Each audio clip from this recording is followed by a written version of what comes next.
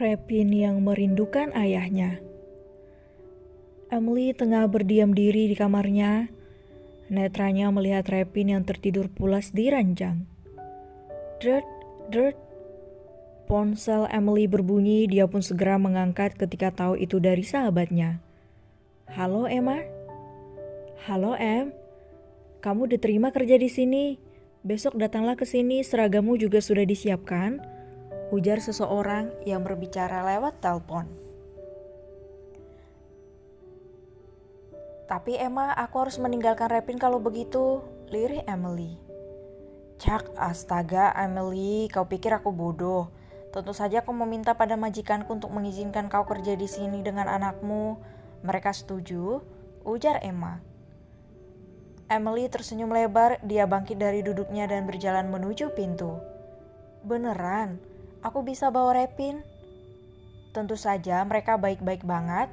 Biarpun jadi maid di sini gaji kita setara pegawai kantor loh. Seru Emma. Oke, gue berangkat ke sana besok ya. Seru Emily dan mematikan sambungan teleponnya. Emily memeluk ponselnya. Ponsel yang sudah retak, layarnya masih tetap dia gunakan. Akhirnya dia mendapatkan kerjaan. Semoga dengan itu dia bisa memenuhi kehidupan ia dengan sang putra. Emily berjalan menuju ranjang. Dia duduk di tepian dengan menatap ke arah Repin. Tangannya terulur mengelus rambut kecoklatan Repin. Maaf Bunda, Bunda salah menyembunyikanmu dari ayah kandungmu. Bunda ingin mempertemukan kalian, tapi pasti saat ini ayahmu sedang bersama keluarga barunya. Kita tidak boleh merusak kebahagiaan orang lain, nak, lirih Emily. Dia hanya mempertahankan harga dirinya. Dia pergi membawa bukti cinta dia dengan sang suami. Biarpun tak ada Gilbert, Emily berhasil membesarkan putranya hingga sebesar ini. Sedangkan di lain tempat, seorang pria dengan wajah tampan dan dingin sedang menatap ke arah cincin di sebuah kotak. Emily, sudah 5 tahun tapi hatiku belum bisa menerima. Aku tidak terima kau pergi meninggalkanku begitu saja dengan alasan karena aku miskin. Kupikir kau tidak seperti wanita yang banyak mengincar harta. Namun aku salah. Wanita tetaplah wanita, dia tidak akan puas dengan apa yang dia miliki. Pria itu adalah Gilbert. Tak ada yang berubah darinya, hanya wajah yang semakin bertambah tampan, wibawa dan tatapan yang tajam. Dret, dret.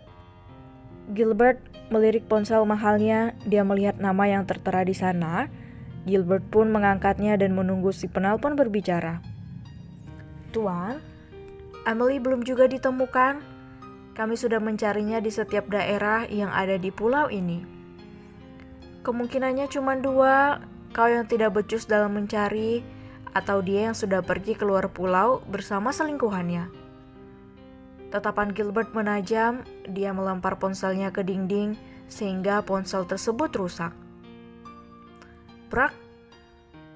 Emily, dimanapun kamu aku pasti akan menemukanmu. Kubuat dirimu merasakan sakitnya kehilangan. Geram Gilbert.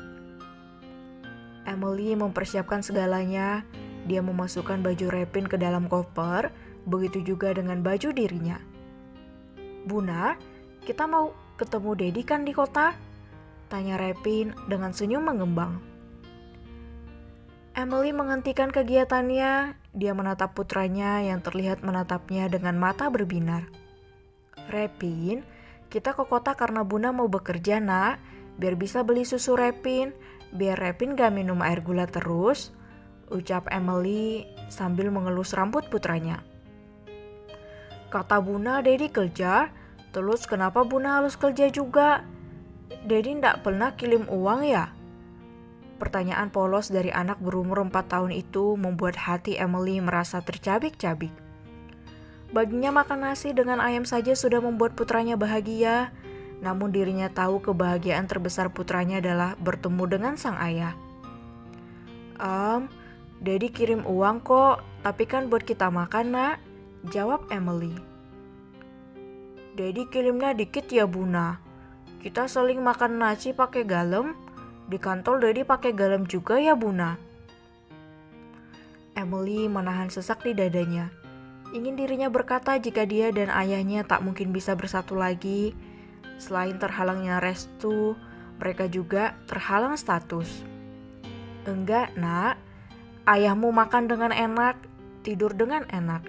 Tempat tinggal pun 1000 kali lebih baik dari kata mewah.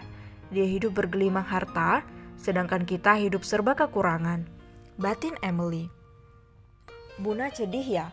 Maafin Lepin ya," ucap Repin dengan suara bergetar saat melihat tatapan sendu bundanya.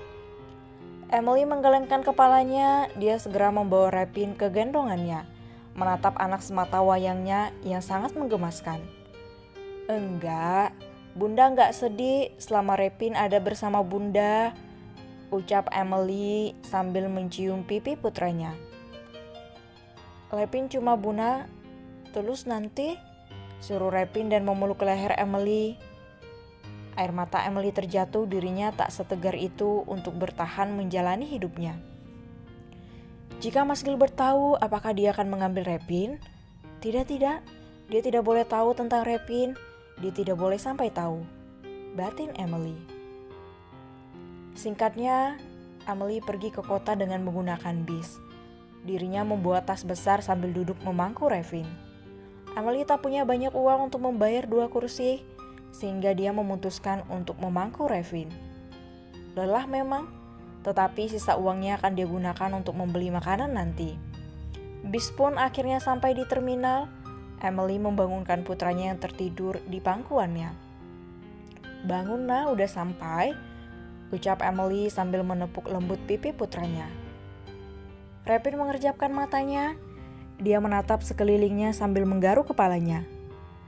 "Dak sampai, Buna?" tanya Repin dengan wajah bingungnya.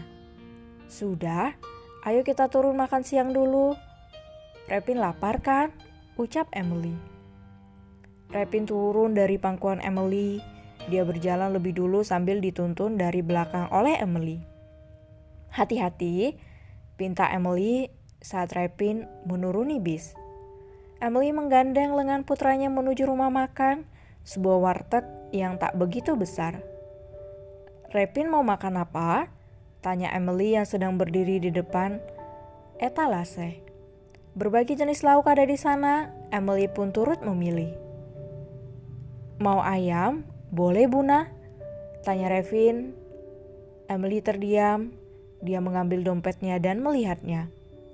Sisa uangnya hanya 50.000, sedangkan dia nanti harus membayar angkot, namun putranya sangat ingin sekali ayam. Bu, ayamnya 1, sama nasi ya," pinta Emily. Penjual tersebut mengambil apa yang Emily pesan dan setelah itu dia memberikannya pada Emily. Emily menaruh piring itu di hadapan Repin yang sudah duduk lebih dulu. Putranya itu terlihat sangat senang.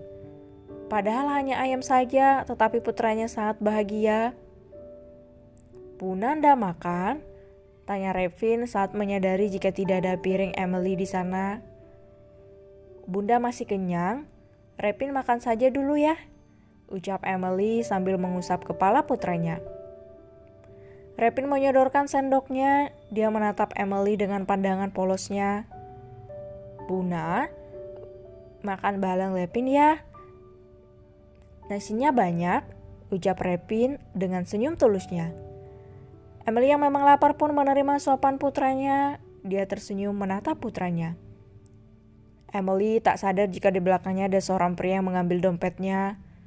Saat pria itu akan mendapatkan dompet Emily, Emily pun menolehkan kepalanya. "Mau apa kamu?" teriak Emily. Pria itu langsung kabur sambil membawa dompet Emily. Emily mengejarnya dan meninggalkan Repin yang menangis sambil mengikuti ibunya. "Buna, Hicks, Buna, Hicks." Repin berlari menyeberangi jalan, dia tak melihat kiri kanan dan langsung berlari begitu saja. Tin, tin, Repin menghentikan langkahnya, dia menatap mobil yang akan melaju ke arahnya. Brak. Repin tertabrak oleh mobil. Anak itu langsung tak sadarkan diri. Orang-orang pun mendekatinya dan mobil tersebut. Banyak orang yang memukul mobil mewah tersebut agar menaikinya segera turun. Pintu mobil terbuka, terlihatlah pria berjas mewah dan memakai kacamata di hidung mancungnya. Tanggung jawab lo, jangan mentang-mentang lo orang kaya main tabrak seenaknya. Emang ini jalanan nenek moyang lo apa? Seru seorang pria bertubuh gendut. Pria itu berjalan ke arah kerumunan di depan mobilnya. Dua orang pria lagi pun turun untuk melihat. Tuan, saya nggak sengaja. Saya nggak sengaja, Tuan, ucap sopir pria itu dengan suara bergetar. Pria itu hanya diam. Dia berjongkok dan membuka kacamatanya. Dia menatap Repin yang berbaring dengan kepala yang terus mengeluarkan darah. Tuan Gilbert, sebaiknya kita bawa dia ke rumah sakit. Gilbert, dia menoleh pada asistennya. Setelah itu dia membuka jasnya dan memberikannya pada sang asisten.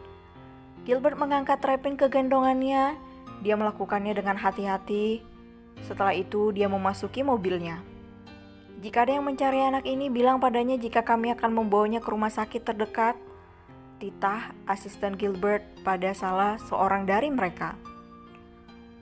Mobil Gilbert pun melaju dengan kecepatan penuh. Beruntung saat itu jalanan tidak sepadat hari biasanya. Gilbert tak melepas tatapannya dari wajah Repin. Dia tidak sadar jika tangannya terulur untuk menyentuh pipi Repin. Entah mengapa hatinya berdegup sangat kencang. Dirinya seperti bertemu sosok yang ia rindukan. Bersabarlah, aku tahu ini sakit, tapi kau anak yang kuat bukan? Ujar Gilbert dengan suara bergetar. Asisten Gilbert yang sedang menyetir pun melihat tuannya itu dari spion tengah. Dia cukup tercengang saat melihat Gilbert yang bersikap lembut pada anak kecil. Sedangkan supir yang sebenarnya sedang ketakutan di sebelah kursi kemudi. Dirinya takut di penjara, padahal Repin sendiri yang menyeberang jalanan secara mendadak.